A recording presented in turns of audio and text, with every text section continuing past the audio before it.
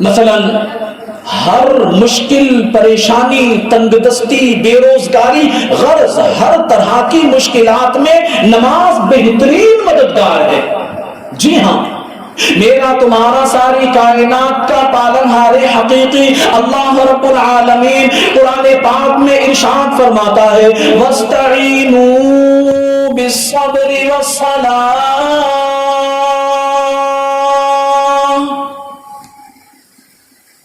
اور صبر اور نماز سے مدد چاہو۔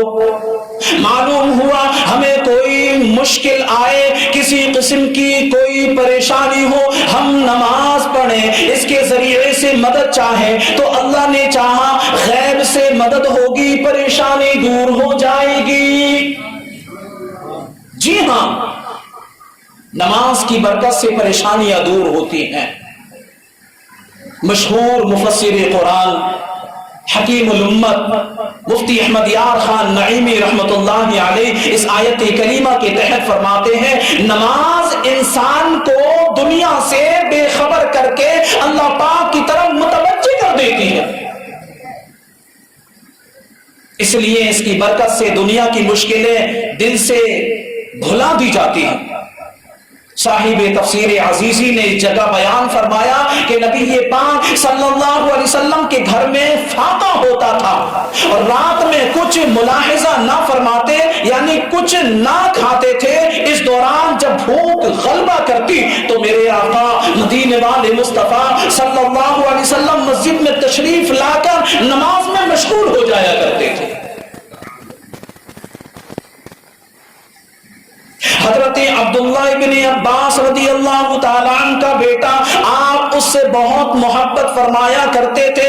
ایک مرتبہ یوں ہوا کہ آپ کے اسی چہیتے بیٹے کا انتقال ہو گیا۔ جب حضرت عبداللہ بن عباس رضی اللہ تعالیٰ عنہ کو بتایا گیا کہ آپ کا بیٹا وفات پا گیا ہے تو آپ یہ خبر سن کر نماز میں مشغول ہو گئے، نماز میں مشغول ہو گئے اور اتنی لمبی نماز پڑھی کہ آپ کے بیٹے کو غسل بھی دے دیا گیا، آپ کے بیٹے کو کفن بھی پہنا دیا گیا۔ آپ کے بیٹے کو کفن پہنانے کے بعد یہاں تک کہ لوگ اسے دفن کر کے جب واپس آئے تب آپ نے سلام پھیرا، لوگوں نے اس کی وجہ پوچھی تو فرمایا مجھے اس بیٹے سے بہت محبت تھی، میں اس کی جدائی کا صدمہ برداشت نہ کر سکتا تھا، لہذا میں نماز میں مشغول ہو کر اس صدمے سے بے خبر ہو گیا۔ کیسی محبت کرتے تھے یہ اللہ والے نماز سے، کیسا لگاؤ تھا ان کو نماز سے، کیسی لذتیں پاتے تھے یہ نماز میں۔ آج ہم اگر نماز پڑھنے چلے بھی جائیں نا تو ہماری حالت کیا ہوتی ہے؟ اگر نماز پڑھنے چلے گئے، کسی نے بازو میں کوئی پتھر مار دیا تو سوچتے ہیں بم پھوٹ گیا، بس نماز میں جلدی جلدی سلام پھیرا اور دیکھتے ہیں کہ کدھر بم پھوٹا، ایک پتھر کو بم سمجھتے ہیں۔ ایسی نمازیں ہوتی ہیں ہماری، لیکن وہ اللہ والے تھے، بیٹے کا انتقال ہو گیا، خبر سنی، نماز میں مشغول ہوئے اور اتنی لمبی نماز پڑھی کہ بیٹے کو دفن کر دیا گیا، تب ان کے سلام پھیرا۔ کیسی لذت آتی تھی نماز میں ان کو، اور یہ نماز واقعی ان کو غموں سے آزاد کر دیتی تھی، تمام غموں سے اس نماز میں جا کر کے وہ چھٹکارا پا لیتے تھے۔ لیکن ہم ہیں کہ ہم نماز میں جانے کے بعد بھی کیفیت کیا ہوتی ہے کہ حساب لگا رہے ہوتے ہیں، نماز میں ہمارے حساب و کتاب ہوتے ہیں۔ مشہور ولی اللہ حضرت سری سقطی رحمت اللہ علیہ کی خدمت بابرکت میں آپ کی پڑوسن نے حاضر ہو کر عرض کی رات میرے بیٹے کو سپاہی پکڑ لے گئے ہیں، شاید وہ اسے تکلیف پہنچائے، برائے کرم میرے بیٹے کی سفارش فرما دیجیے۔ اللہ کے ولی کی بارگاہ میں پڑوسن حاضر ہوئی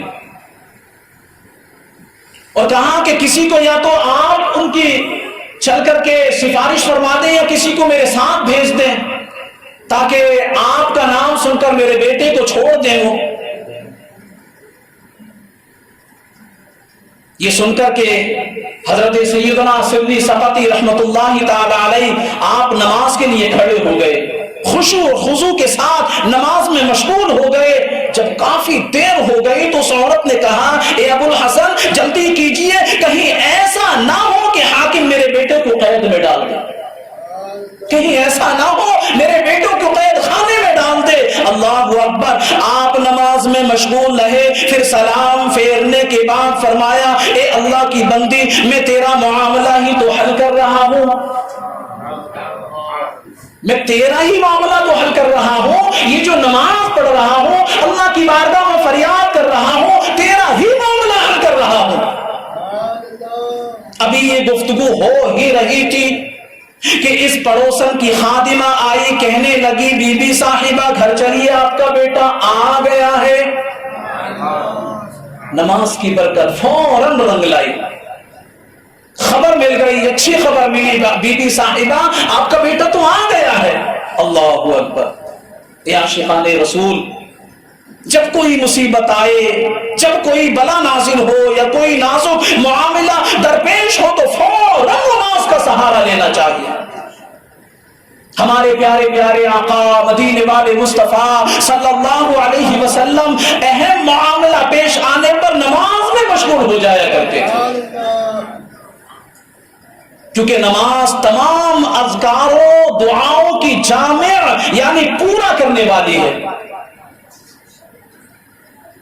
نماز کی برکت سے کام بنتے ہیں، نماز کی برکت سے اللہ پاک تمام کاموں کو آسان فرما دیتا ہے، اس کی برکت سے رنج و غم سے راحت ملتی ہے۔ یہی وجہ ہے مدینے کے تاجدار دو عالم کے مالک و مختار صلی اللہ علیہ وسلم حضرت بلال سے فرماتے اے بلال ہمیں نماز سے راحت پہنچاؤ، اے بلال اذان کہو تاکہ ہم نماز میں مشغول ہو جائیں اور نماز سے راحت پائیں۔ حضرت عبداللہ بن مسعود رضی اللہ تعالی عنہ فرماتے ہیں جب تم آسمان سے کوئی گڑگڑاہٹ وغیرہ کی ڈراؤنی آواز سنو نماز کی طرف متوجہ ہو جاؤ، جب تاریکی یعنی اندھیرا چھا جائے، یہ شدید ہوائیں چلنے لگے تو اس وقت نماز پڑھنا بہتر ہے۔ حضرت عبداللہ بن عباس رضی اللہ تعالیٰ عنہما کے بارے میں منقول ہے بصرہ میں زلزلہ آیا، آپ نماز میں مشغول ہو گئے اور پھر نماز میں مشغول ہوئے، نماز کی برکت بھی یوں ظاہر ہوئی کہ زلزلہ ختم ہو گیا۔ نماز کی خصوصیات میں سے ایک اہم خصوصیت یہ بھی ہے کہ نماز بہترین علاج ہے۔ ہم ڈاکٹر کے پاس جاتے ہیں، بڑے بڑے ڈاکٹروں کے پاس جاتے ہیں، جی یہ تو جھولا چھاپ ڈاکٹر ہے، اس سے کچھ نہیں ہونے والا، ہم تو فلاں وہ ڈگری یافتہ جو ڈاکٹر اس کے پاس جاتے ہیں۔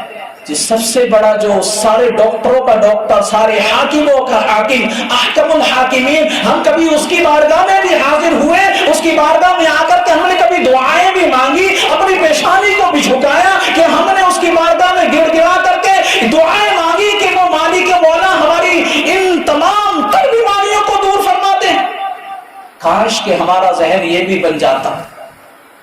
پہلے کے لوگوں کے عقیدے بڑے کھرے تھے، ان کے عقیدے بڑے پکے تھے کہ جب ان کے سر میں درد ہوتا تو مسجد کے امام کے پاس آ جاتے، عالم صاحب کے پاس آ جاتے، کہتے بڑا سر میں درد ہے دم کر دیجئے، وہ قرآن پڑھتے اور دم کر دیتے، سر کا درد ختم ہو جاتا، بخار ہو جاتا یا کوئی بھی معاملہ درپیش ہوتا، عالم صاحب کے پاس آتے یا کسی امام کے پاس آتے یا کسی حافظ صاحب کے پاس آتے، بزرگ کے پاس جاتے، ان سے دعا کرواتے، اللہ کے فضل سے، ان کی دعا کی برکت سے، قرآن کے فیضان کی برکت سے ان کی بیماریاں دور ہو جاتی۔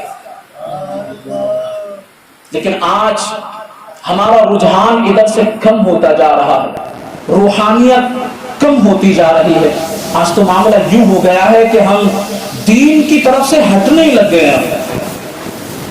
آج دیکھیں نا، ہم خود تو دین کی طرف ہے ہی نہیں، نمازوں میں ہم کم نظر آتے ہیں۔